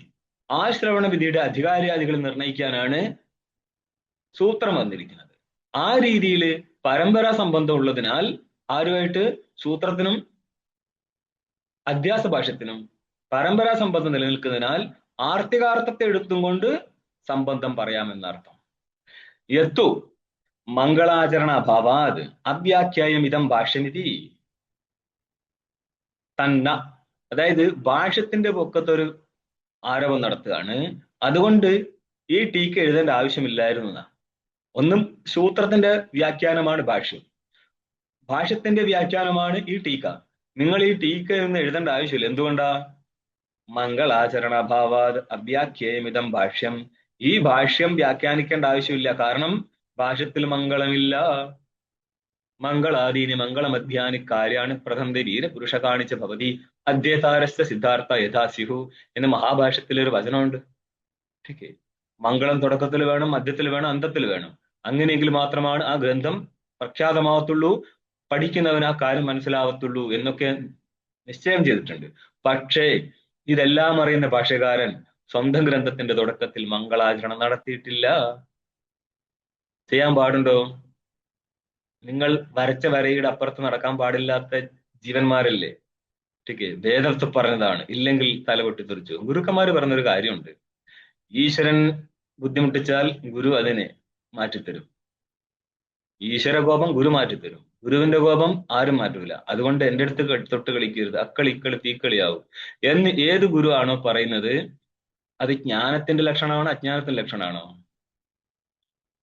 ഞാൻ എന്റെ ഈ ഗ്രൂപ്പിനോട് ചോദിക്കുന്നത്, നിങ്ങൾ ഈ സാധനം തല്ലി കൂട്ടി കൊണ്ടുവരുന്നത് ആരെടുത്താ പറയുന്നത്? നിങ്ങൾ ജ്ഞാനി ആയതുകൊണ്ടാണോ അന്യ ശിഷ്യന്മാരെ പേടിക്കുന്നത്, അജ്ഞാനി ആയതുകൊണ്ടാണോ? നമുക്കൊരു ചെറിയ ഡൗട്ട് ഉള്ളതുകൊണ്ട് ചോദിക്കുക. ഇവര് പഠിപ്പിക്കുന്നതിനെക്കാട്ടും ഹയർ ടെക്സ്റ്റ് നമ്മൾ പഠിപ്പിച്ചു കൊടുക്കുന്നത്. നമ്മളൊരു കേൾക്കുന്ന ആൾക്കാരുടെ അടുത്ത് പറയാറില്ലല്ലോ അക്കളി ഇക്കളി തീക്കളിയാവും എന്നുള്ളത്. എന്തുകൊണ്ടാ പ്രശ്നം? നിങ്ങൾക്ക് ആരെയാ പേടി? ഇതൊക്കെ എന്തിനാണ് പറയുന്നത്? നമ്മുടെ സൊസൈറ്റിയിൽ ഇങ്ങനെയൊക്കെയാ കാണുന്നത്. തിരിച്ചു ചോദിക്കാൻ ആളില്ലാത്തത് കൊണ്ട് മാത്രമാണ് മക്കളെ ഇവരൊക്കെ ഇങ്ങനെ നിൽക്കുന്നത്. തസ്മാ ശാസ്ത്രം പ്രമാണന്തേ കാര്യകാര്യ വ്യവസ്ഥിതവും. ശാസ്ത്രമാണ് പ്രമാണം, വ്യക്തിയല്ല. അപ്പോൾ ഇവിടെ ഇപ്പോൾ എന്തുകൊണ്ടാണ് മംഗളാചരണം ഇല്ലാത്തത്? നിങ്ങൾക്ക് ഈ മംഗളാചരണത്തെ കുറിച്ച് ന്യായസിദ്ധാന്ത മുക്താവലിയിൽ കാണുന്നേരം അവിടെ പറയുന്നുണ്ട്, കാദംബര്യാദി ഗ്രന്ഥാനാം മംഗളാചരണേതി അസമാപ്തി ദർശനാദിന മംഗളസ്യ കാരണത്വം സംഭവതി. കാദംബര്യാദി ഗ്രന്ഥങ്ങളില് മംഗളാചരണം നടത്തിയിട്ട് പോലും അത് അവസാനിപ്പിക്കാൻ പറ്റിയിട്ടില്ല. ഇനി നാസ്തികാദി ഗ്രന്ഥാനാം മംഗള അഭാവേതി സമാപ്തി ദർശനാദ്. നാസ്തിക ഗ്രന്ഥങ്ങളില് മംഗളാചരണം കാണുന്നില്ല, എന്നിട്ട് അത് സമാപിച്ചിട്ടുണ്ട്. തസ്മാത് മംഗളസിനെ കാരണത്തിന് വിധിച്ച്, അതുകൊണ്ട് മംഗളം സമാപ്തിക്ക് കാരണമല്ല എന്നാണെങ്കിലോ അന്നപ്പോൾ ഒരു മുടന്തൻ ന്യായമായിട്ട് വരും. അവർക്ക് വിഘ്നം ഇല്ലാത്തത് കൊണ്ട് സമാപിച്ചു. കാദംബരിയില് മംഗളം ഉണ്ടായിട്ടും വിഘ്നം കൂടുതലായതുകൊണ്ട് സമാപിച്ചില്ല. ആയതിനാൽ വിഘ്നത്തിന്റെ നാശകനാണ് മംഗളം. വിഘ്നനാശം വഴി സമാപ്തിക്ക് കാരണമാണ്, അല്ലാതെ നേരിട്ട് സമാപ്തി കാരണം മാനിക്കുന്നില്ല. ഇങ്ങനെയുള്ള പല ന്യായങ്ങളും അവതരിപ്പിക്കും. ഓക്കെ, ആർക്കാണോ ജീവിതത്തിൽ പ്രാരബ്ധമുള്ളത് അത് സംഭവിക്കും. എന്ന് പറഞ്ഞാല് സമാപിപ്പിക്കാൻ പ്രാരബ്ധം ഉണ്ടല്ലോ അത് നടക്കും, സമാപിപ്പിക്കാൻ പ്രാരബ്ധം ഇല്ലെങ്കിൽ നടക്കത്തില്ല. അതിപ്പോൾ എത്ര യാഗം ചെയ്താലും ദേവത തലകുത്തിന്നാലും നടക്കത്തില്ല. കാരണം ഇതിനെക്കുറിച്ച് നിങ്ങളുടെ വേദത്തിൽ തന്നെ വരുന്നുണ്ട്. പുത്രകാമേഷ്ടി യാഗം നടത്തി എന്ത് കിട്ടും? പുത്രനെ കിട്ടും. കിട്ടിയില്ലെങ്കിൽ എന്ത് ചെയ്യും? ഈ ജന്മത്തിൽ കിട്ടാനല്ലേ പറയുന്നത്, അടുത്ത ജന്മത്തിൽ കിട്ടാനല്ലല്ലോ പുത്രകാമേഷ്ടി യാഗം നടത്തുന്നത്. യാഗത്ത് ചെയ്തു, ഫലം കിട്ടിയില്ല, എന്ത് ചെയ്യും? വേദത്തിൽ പറഞ്ഞിരിക്കുന്ന എല്ലാ കർമ്മങ്ങളും ചെയ്താൽ അങ്ങനെയൊന്നും ഫലം കിട്ടണം നിർബന്ധമില്ല എന്ന് മനസ്സിലായില്ലേ? അതെ, അത് അവർക്ക് തന്നെ അംഗീകരിക്കേണ്ടി വന്നില്ലേ? നിങ്ങൾ മതസ്ഥരോട് ചോദിച്ചാൽ പറയും അല്ല കിട്ടും അല്ലെ നിങ്ങൾ എന്താ തെറ്റ് ചെയ്തിട്ടുണ്ട്. അങ്ങനെയല്ല. ശാസ്ത്ര ചർച്ച നടത്തുന്ന സമയത്ത് പറയുന്നത് ശരിയാവണ്ണം ചെയ്താൽ പോലും നിശ്ചയമൊന്നുമില്ല ഫലം കിട്ടണമെന്ന്. അപ്പോൾ വൈദികമായിരിക്കുന്ന യാഗത്തിലൂടെ ഫലം കിട്ടത്തില്ല എന്ന് വൈദികർ തന്നെ നിശ്ചയിച്ച സ്ഥിതിക്ക് ഇനി താന്ത്രികം ചെയ്താലാണ് നിങ്ങൾക്ക് ഫലം നിശ്ചയിക്കാൻ പറ്റുന്നത്.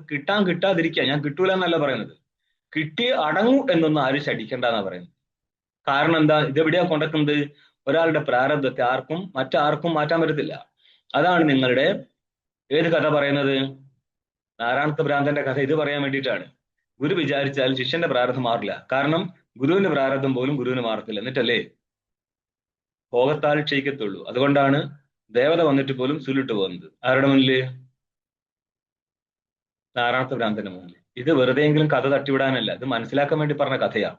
ഒരാളുടെ പ്രാരബ്ധം ആർക്കും എടുക്കാൻ പറ്റത്തില്ല. ഇതെന്തിനാ ഇപ്പം പറയുന്നത്? ഇന്നലെ ഒരു അനുഭവം 2 ദിവസം മുന്നേ ഒരുത്തം പറയാണ്, ആ ഗുരു കെട്ടിപ്പിടിക്കുമ്പോഴേക്ക് പ്രാരംഭം. ഞാൻ പറഞ്ഞു മിണ്ടാതിരി മാഷെ, ഒരു നിലവാരമില്ലേ? നമ്മൾക്ക് ഇങ്ങനത്തെ കൂതറ സ്ഥാനം 2 മിനിറ്റ് ഒക്കെ വെച്ചിട്ടിരിക്കുക. വെറും കൂതറത്തരായിട്ട് വന്നു കഴിഞ്ഞാൽ നമ്മൾ തിരിച്ചടിക്കും. പിന്നെ അത് ഞാൻ അവസാനം തൊഴുത് പിന്മാറി. ഞാൻ പറഞ്ഞു സുഹൃത്തെ നിർത്തത്, കേട്ട് ഇത് എത്ര കാലമായിട്ട് സോക്കാട് കുറുക്കന്മാരെ വായിന്ന് തൂറിയിട്ട സാധനം നമുക്ക് കേൾക്കേണ്ടി വന്നിട്ടുണ്ട്. സഹിക്കുന്നതിനൊരു പരിധിയില്ലേ? മംഗളാചരണം ഇല്ലാത്തത് കൊണ്ട്, മംഗളാചരണ അഭാവാത് അവ്യാഖ്യായമിതം ഭാഷ്യം, ഈ ഭാഷ്യത്തിന്റെ വ്യാഖ്യാനം ചെയ്യേണ്ട ആവശ്യമില്ല. ഇതി തന്നെ പറഞ്ഞത് ശരിയല്ല. ഇവിടെ മംഗളാചരണം കാണാം. അതെങ്ങനെ കാണാം? ഈ ഭാഷ്യം പോയിട്ടേ മുന്നോട്ട് പോയി കഴിഞ്ഞാല് ശ്രുതരാം ഇതരേതര ഭാവ അനുഭവത്തിരി അസ്മപ്രത്യയ ഗോചര വിഷയ ചിതാത്മകെ യുഷ്മപ്രത്യയ ഗോചരസ്യ. അപ്പോൾ അസ്മപ്രത്യയ ഗോചരവും യുഷ്മപ്രത്യയ ഗോചരവും എന്നൊക്കെ പദം എടുക്കുന്നുണ്ട്. അപ്പോൾ അസ്മപ്രത്യയ ഗോചരം എന്തായിരിക്കും? നിത്യശുദ്ധ ബുദ്ധമുക്ത സ്വഭാവനായിരിക്കുന്ന ആത്മാവാണ്. ഈ രീതിയിൽ ആത്മാവിനെ പറ്റി പറഞ്ഞത് കൊണ്ട് മംഗളം ചെയ്യപ്പെട്ടിട്ടുണ്ട് എന്ന് മനസ്സിലാക്കിക്കൊള്ളുക. ഇത് ഭാഷകാരെ സംബന്ധിച്ച് കൊടുക്കുമെന്ന് വെച്ച് കഴിഞ്ഞാൽ അത് അങ്ങേരില്ലാത്തോണ്ട് ചോദിക്കാൻ പറ്റത്തില്ല. നിങ്ങൾ മതവാദികൾ എന്ത് കിട്ടിക്കഴിഞ്ഞാൽ തിരിച്ചുകൊണ്ടുവന്ന പോലെയാണ്. അയ്യോ മംഗളാചരണം മാനിച്ചില്ലേ പൊട്ടിത്തെറിക്കും. പിന്നെ അങ്ങേരെന്താ ഉദ്ദേശിക്കുന്നത് ഇവിടെ ഉണ്ടോ? നിങ്ങൾ ന്യായസിദ്ധാന്ത മുക്താവലിൽ പറഞ്ഞിട്ടില്ലേ വിഘ്നം ഇല്ല എങ്കിൽ മംഗളാചരണം ഇല്ലാതെ തന്നെ സമാപിച്ചോളൂ എന്നുള്ളത്? മനസ്സിലായോ? ഇതല്ലേ നിങ്ങൾ ന്യായസിദ്ധാന്ത മുക്താവലിൽ പറയുന്നത്. വിഘ്നത്തിന്റെ നാശകനാണ് മംഗളം, വിഘ്നനാശം വഴി സമാപ്തിയുടെ കാരണമാവുകയാണ്, അല്ല നേരിട്ട് സമാപ്തിയുടെ കാരണമല്ല. ഇനി മംഗളം ചെയ്യാതെ സമാപിച്ചു, അവിടെ എന്ത് മനസ്സിലാക്കാം? വിഘ്നം ഇല്ലായിരുന്നു. ഇനി അവിടെ കൊണ്ടുവച്ചു അല്ല വിഘ്നം ഉണ്ടായിരുന്നു, അതിനെ മാറ്റാൻ വേണ്ടിയിട്ട് അങ്ങേര് മംഗളാചരണമൊക്കെ നടത്തിയിട്ടുണ്ട്, നിങ്ങൾ കേൾക്കായിട്ടാണ്. പണ്ടൊരു അച്ഛൻ്റെ ഒരു കഥയുണ്ട്. അച്ഛൻ നാട്ടുകാരോട് പറയും, മക്കളെ എന്തെടുത്താലും ചോദിച്ച് വാങ്ങിക്കാൻ പാടുള്ളൂ എന്ന് പറയും. പക്ഷെ ഒരു ദിവസം ഈ അച്ഛൻ അടുത്ത വീട്ടിൽ കയറിയിട്ട് വെണ്ടക്ക പറിച്ചുകൊണ്ട് വരും. അപ്പൊ അടുത്ത വീട്ടിലെ ചേച്ചി ചോദിക്കും, അച്ഛൻ പറഞ്ഞിട്ടുണ്ടല്ലോ ചോദിച്ചല്ലേ എടുക്കാൻ പാടുള്ളൂ, അച്ഛൻ എങ്ങനെ ചെയ്തു? അപ്പൊ അച്ഛൻ പറയും, ഞാൻ ചോദിച്ചിരുന്നു, നിങ്ങൾ കേൾക്കാത്തതിന്റെ പ്രശ്നമാണ്. അതേപോലെയാണ് ഇവര് പറയുക, ഭാഷകാരൻ പറഞ്ഞിരുന്നു, നമ്മൾ കേൾക്കാത്തതിന്റെ പ്രശ്നം അത്. ठीक എവിടെ കൊണ്ടുവച്ചിട്ടാ പറയുന്നത്? യുഷ്മദാസ്മ പ്രത്യേക ഗോചരം. പിന്നെ ഇവിടെ എടുത്തുകൂടായിരുന്നു യുഷ്മദാസ്മ പ്രത്യേക ഗോചരം എന്നുള്ള സ്ഥലത്ത്. ठीक है. ഇത്ര പറഞ്ഞാൽ നമുക്ക് വേറെ രീതിയിൽ ചിന്തിക്കാം. അല്ലാതെ ഇത് എഴുതിയതിന്റെ അപ്പുറം ചിന്തിക്കാൻ പാടില്ല എന്നൊരു നിയമമൊന്നും ഇവിടെ ഉണ്ടാക്കി വെച്ചിട്ടില്ല. ഇത്തി അന്ത ഭാഷ്യ രചനാർത്ഥം തദർത്ഥസ്യ അതിന്റെ ആ യുഷ്മദാഷ്മ പ്രത്യ സ്ഥലത്ത് അസ്മദർത്ഥം ആരാ? സർവ ഉപപ്ലവരീതസ്യ. ഉപപ്ലവം എന്ന് പറഞ്ഞ സംബന്ധം അജ്ഞാനം എന്നർത്ഥം എടുത്തോളുക. ഈ സംസാര ഉപപ്ലവ രഹിതനായിരിക്കുന്നേ നിത്യശുദ്ധ ബുദ്ധമുക്ത വിജ്ഞാന സ്വരൂപത്തെ വിജ്ഞാനഘന പ്രത്യഗാർത്ഥസ്യ തത്വസ്യ സ്മൃതത്വാത് പ്രത്യഗാർത്ഥമായിരിക്കുന്ന പരമാത്മാവിന്റെ സ്മരണം നടത്തിയിട്ടുണ്ട് പോലും. ഇന്നിപ്പോ എന്ത് പറയാം? അതായത് സകലത്തിനെ നിഷേധിച്ചിട്ട് ബ്രഹ്മത്തെ സ്ഥാപിക്കാൻ പോകുന്ന സ്ഥലമാണ് കേട്ടോ. അവിടെ ചിലർക്ക് മംഗളാചരണം ചെയ്തില്ലെങ്കിൽ പ്രശ്നമാണ്. അങ്ങനെയെങ്കിൽ പിടിച്ചോ മംഗളാചരണം എന്നുള്ള രീതിയിലാണ് വെച്ചു കൊടുത്തത്. മഞ്ചേച്ചി ഓർമ്മയുണ്ടായിരുന്നോ? നിങ്ങളുടെ തിരുവനന്തപുരത്ത് എനിക്കൊരു 2 ദിവസം പ്രോഗ്രാം ഉണ്ടായിരുന്നു. അതും ബ്രഹ്മസൂത്രത്തിന്റെ പക്കത്ത് 2-4 സൂത്ര വ്യാഖ്യാനമായിരുന്നു. അവിടെയുള്ള ആൾക്കാരൊക്കെ മൈക്ക് കിട്ടുമ്പോഴേക്ക് ഒരു 4 മീറ്റർ നീളത്തിലുള്ള മംഗളാചരണവും അവിടെ വെച്ച ഫോട്ടത്തിന് മുന്നിൽ ദീർഘ നമസ്കാരമൊക്കെ ചെയ്തിട്ടാണ് പോയിരിക്കുന്നത്. ഞാൻ വെച്ച് ഇതങ്ങ് പൊളിച്ചേക്കാം, കിട്ടിയ ചാൻസ് അല്ലേ, ഭാഷ്യത്തിലാണെങ്കിൽ ഇല്ലതാനും. ഞാൻ ഒന്നും ചെയ്യാതെ പോയിരുന്നിട്ട് ഭാഷ അങ്ങ് തുടങ്ങി. ഇവിടെ ഇല്ല നമസ്കാരം, അവിടെയില്ല നമസ്കാരം. അപ്പൊ നിങ്ങൾ നമസ്കാരം ഇല്ലാത്ത ഇവൻ അഹങ്കാരിയാന്ന് ചോദിക്കുന്നുള്ള ഉറപ്പാണല്ലോ. ടീക്കേ. അതുകൊണ്ട് ഞാൻ ഈ പ്രസംഗം അവതരിപ്പിച്ചത് മംഗളാചരണം ഇവിടെ ഇല്ല. പക്ഷേ ടീക്കാകാരന്മാർ പറയും അവിടെ മംഗളാചരണം നടന്നിട്ടുണ്ട്. അത്രയും മുന്നോട്ട് ആലോചിച്ചിട്ട്, കാരണം ജഗത്ത് മൊത്തം നിഷേധിച്ചു കഴിഞ്ഞാൽ ജഗത്തിന്റെ വാലുണ്ടാകുമെന്ന് ചോദിച്ച പോലെ ഇത് ആർക്ക് വേണ്ടിയാണ് മാനിക്കുന്നത്? ഞാനീ സംബന്ധിച്ച ഒരു ജഗത്തുണ്ടോ? കയറിൽ സർപ്പഭ്രമം മാറിയതിനെ സംബന്ധിച്ച് സർപ്പമുണ്ടോ? പിന്നെ സ്വാഭാവിക അധ്യാസം എന്തിനു കൊണ്ടുവരിക? നമ്മളായിരിക്കുന്ന മണ്ടന്മാർക്ക് മനസ്സിലാക്കിയാൽ വേറെ വഴിയില്ലാത്തതുകൊണ്ട് കൊണ്ടുവരിക. കാരണം ഇവിടെ 3 വ്യവസ്ഥയുണ്ട്. പ്രാരബ്ധം മാനിച്ചിട്ട് വ്യവസ്ഥ ചെയ്യാം, അഥവാ പ്രാരബ്ധത്തിന്റെ കാരണമായിരിക്കുന്ന അജ്ഞാനത്തിന്റെ സ്വരൂപമായിരിക്കുന്ന അജ്ഞാന ലേശത്തെ മാനിച്ച് വ്യവസ്ഥ ചെയ്യാം. ഇനി അജ്ഞാനലേശവും പ്രാരബ്ധവും മാനിക്കാതെ അജ്ഞാനിയായിരിക്കും ദ്രഷ്ടാവ് ജ്ഞാനിയിൽ ആരോപിക്കുകയാണ് എന്ന് ഉത്തരം കൊടുക്കാം. ഇതെല്ലാം ശരിയാണ്. ഇതിന് 2 രീതിയിൽ മനസ്സിലാക്കണമെന്ന് മാത്രം. അവിദ്യാകാലത്തും നിരവധ്യമായിട്ടും ഇതിനെ മനസ്സിലാക്കാൻ പറ്റണം. ഒരു സൈഡില്ല ഇതിന്, 2 സൈഡ് ഉണ്ട് ഇതിന്. 2 സൈഡും സമർത്ഥിക്കുകയാണെങ്കിൽ ശരി, അത് ആൾക്കാർ ശാസ്ത്രം മനസ്സിലായിട്ടുണ്ട്. ഇല്ലാതെ ജ്ഞാനിയാവാൻ വേണ്ടിയിട്ട് തുള്ളിയാൽ നടക്കുന്ന പരിപാടിയൊന്നുമില്ല. അജ്ഞാനി ജ്ഞാനിയാവാൻ വേണ്ടി തുള്ളുന്ന പരിപാടിയില്ലേ. അതാണ് ഞാൻ എന്താണ് ഒടിയാവാവയുടെ ഗ്രന്ഥത്തെ എടുത്തുകൊണ്ട് ഒരു നേരം പറയുന്നത്. ഈ ഗ്രന്ഥം ഞങ്ങളും കണ്ടിട്ടുണ്ട് സുഹൃത്തെ, നിങ്ങൾ മാത്രമല്ല കണ്ടത്. അതോ നിർദോഷത്വാദിതം ഭാഷ്യം വ്യാഖ്യേയം. അതുകൊണ്ട് ദോഷമില്ലാത്തതിനാൽ ഭാഷ്യം വ്യാഖ്യേയം. ഇതിന്റെ ടീക്കാകാരൻ എന്താ എഴുതി വെച്ചത്? മംഗളാചരണം ഇല്ലെങ്കിൽ ദോഷമുണ്ടെന്നല്ലേ? അങ്ങനെ കണക്കാക്കാൻ പറ്റുമോ? ആചാര്യന്മാർ പറഞ്ഞു വെച്ചിട്ടുണ്ട് മംഗളാദീന് മംഗളമധ്യാനി എന്ന് പറഞ്ഞു വെച്ചത് കൊണ്ട് ദോഷമായിട്ട് മാനിക്കാം.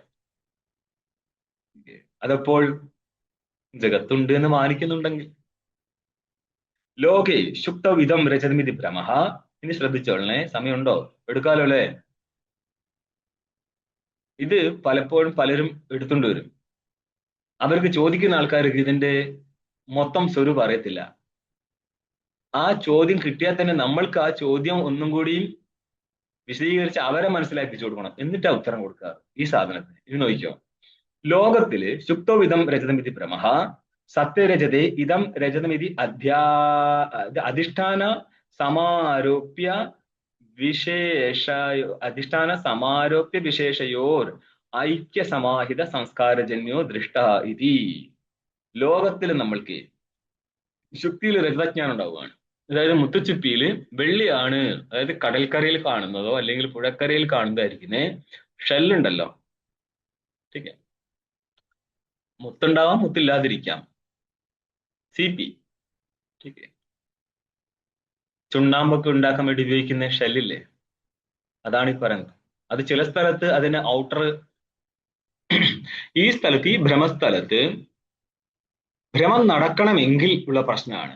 അത് കയറിലെ സർപ്പാണെങ്കിലൊക്കെ ദൃഷ്ടാന്തം സമാനമാണ്. നമ്മൾക്ക് വാസ്തവത്തിലുള്ള ഒരു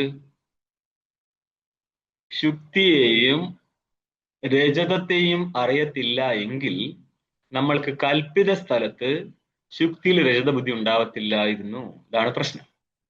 എവിടെയെങ്കിലും ഭ്രമം നടക്കണമെങ്കിൽ അതിന്റെ കാരണമായിട്ട് സംസ്കാരം ഉണ്ടായിരിക്കണം. സംസ്കാരം ഉണ്ടാവുന്ന സ്ഥലം യഥാർത്ഥ സ്ഥലമായിരുന്നു. നമ്മൾക്ക് യഥാർത്ഥമായിരിക്കുന്ന ശുക്തിയെയും യഥാർത്ഥമായിരിക്കുന്ന രജതത്തെയും അറിവുള്ളത് കൊണ്ടാണ് ഇവിടെ ഇപ്പോൾ ഈ ശുക്തിയിൽ രജതഭ്രമം നടന്നത്. അങ്ങനെയാണെങ്കിൽ യഥാർത്ഥമായിരിക്കുന്ന ഒരു ജഗത്ത് എവിടെയോ ഉള്ളത് കൊണ്ടാണ് കൽപ്പിതമായിരിക്കുന്ന ജഗത് ഭ്രമം ബ്രഹ്മത്തിൽ നടക്കുന്നത് എന്ന് മാനിച്ചു കഴിഞ്ഞാൽ വാസ്തവത്തിൽ ഒരു ജഗത്ത് എവിടെയോ ഉണ്ടെന്ന് മാനിക്കേണ്ടി വരും. ഓം പൂർണ്ണമദഃ പൂർണ്ണമിദം പൂർണ്ണാത് പൂർണ്ണമുദച്യതേ പൂർണ്ണസ്യ പൂർണ്ണമാദായ പൂർണ്ണമേവാവശിഷ്യതേ.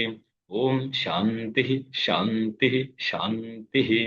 ശങ്കരം ശങ്കരാചാര്യം കേശവോം ബാദരായണം സൂത്രഭാഷ്യകൃതൗ വന്ദേ ഭഗവന്തൗ പുനഃ പുനഃ. ഈശ്വരോ ഗുരുരാത്മേതി മൂർത്തിഭേദ വിഭാഗിനെ വ്യോമവത് വ്യാപ്തദേഹായ ദക്ഷിണാമൂർത്തയേ നമഃ. ഓം ശാന്തി ശാന്തി ശാന്തി.